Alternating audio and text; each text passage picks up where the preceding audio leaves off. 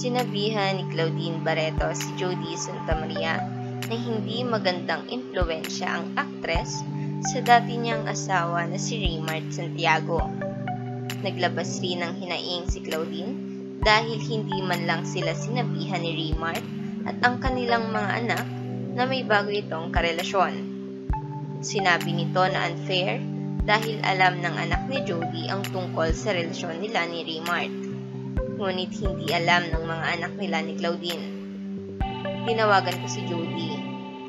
Sinabi ko na, alam mo Jody, isa lang ang hiniling ko sa inyo.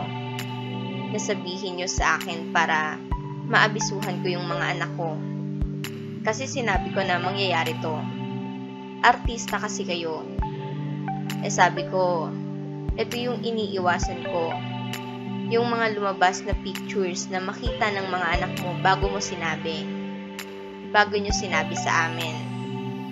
Pero yung anak niya, yun yung nakakainis doon.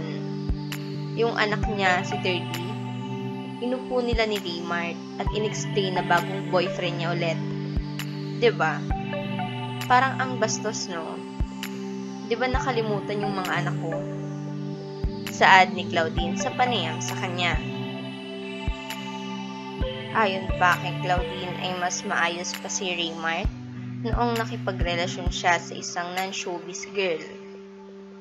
Huwag mong kakalimutan yung responsibilidad mo, Raymart, sa mga anak ko. At kasi kitang-kita ko na hindi magandang influence si Jody sa kanya. Because si AC, yung ex-girlfriend ni Raymart, mas karispe-respeto, improper. Sobrang proper niya. And I'm in disbelief. Hindi ko maintindihan paano nagawa ni Jody lahat yun. Yun yung na hindi man lang nagpasabi or yung pinabayaan mo yung mga anak ko. Mas okay siyang tatay nung hindi pa sila eh. Sabi ni Claudine nang siya ay makapanayam.